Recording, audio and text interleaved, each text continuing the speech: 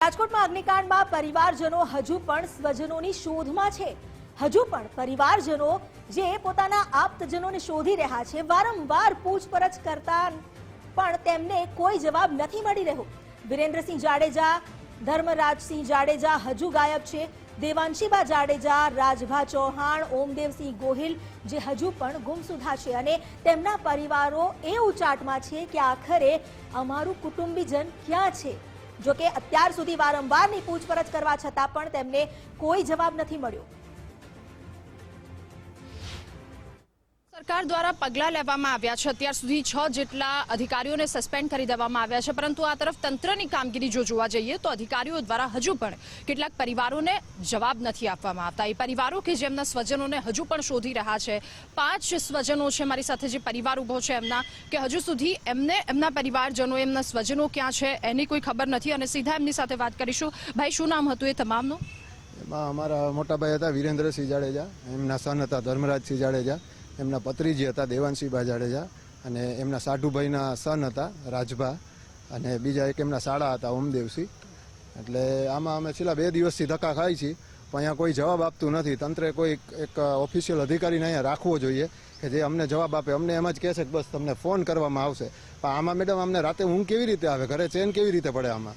બરાબર, અમારા પરિવારના 5-5 સભ્યો અહીંયા આવી રીતે હોય અને કોઈ ન્યૂઝ ન મળતા હોય, અને કોઈ અહીંયા તમે જોવો છો કે ખાલી કોન્સ્ટેબલ ને એ લોકો જ છે, બરોબર, કોઈ ઉચ્ચ અધિકારી અહીંયા છે નહીં। સરકારે એનું કામ કર્યું છે કે સરકારે 5-6 અધિકારીને તાત્કાલિક ધોરણે સસ્પેન્ડ કરી દીધા છે, પણ સરકારના આદેશનો પાલન તંત્રએ મજબૂતીથી કરવો જોઈએ અને અમને સપોર્ટ કરવો જોઈએ અત્યારે। અને જ્યારે આ ઘટના ઘટી ત્યારે આપ એ સ્થળ પર ગયા હતા, ઘટના સ્થળે, ત્યારથી લઈ અત્યાર સુધી તમે કેટલી વાર એમને પૂછ્યું અને ત્યાં સામેથી શું જવાબો આપવામાં આવ્યા? અમને કોઈ પણ જાતનો અત્યારે જવાબ મળતો નથી। અમને ખાલી એમ જ કહે છે કે તમને ખાલી ફોન આવી જશે ત્યારે તમે લઈ જશો, પણ અમે કાલ રાતના અહીંયા છીએ, નીંદર રાતે આવતી નથી। તો અમારે કોને પૂછવું કે તમે ક્યારે ફોન કરશો, ક્યારે અમે અહીંથી લઈ જાય? અમારા 5 પરિવારજનો નથી, તો હવે અમે કોને પૂછવા? કોઈ છે જ નહીં કે જે અમને જવાબ આપી શકે। અને સરકારને શું અપીલ કરશો કાર્યવાહી માટે? કાર્યવાહીમાં કે તમે જે એમને ઘોર બેદરકારી હતી, પૂરેપૂરી કાર્યવાહી એના ઉપર થાય અને અમને જલ્દીથી ન્યાય મળે।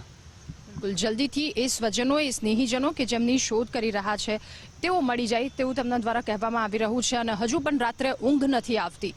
અમારું કહેવાનું એમ જ છે, કોઈક જવાબદાર વ્યક્તિ રાખો। અમારે કોને પૂછવું? અહીંયા પોલીસવાળાને પૂછવા જાય તો એ લોકો એમ કહે છે કે ફોન કરશી, બીજા કોઈ અહીંયા બેઠા હોય એને કહી તો એમ કે અમે તમને ફોન કરશી। અમે કાલ બપોરના અહીંયા એમને બેઠા છીએ, રાતે ઘરે નથી જતા। અમારે અત્યારે કોને પૂછવાનું, કોની સલાહ લેવાની, શું કાંઈ અમને કંઈ ખબર જ નથી। જેને પૂછવા જાય એ લોકો એમ જ કહે છે કે ફોન કરશી। જો ફોનથી જ તે બધું હાલતું હોય તો એટલા બધા માણસોને અહીંયા શું કરવા ભેગા કર્યા છે, એટલા બધા પોલીસવાળા અહીંયા છે, પણ કોઈ અમને કોઈ જવાબ દેતા નથી। અને ઘટના સ્થળે જ્યારે આ ઘટના ઘટી ત્યારે તમે ત્યાં ગયા હતા? ના, હું ત્યાં નહોતો ગયો, પણ અમને તો ફોન આવ્યો એટલે અમે સીધા હોસ્પિટલ જ તે પહોંચ્યા હતા।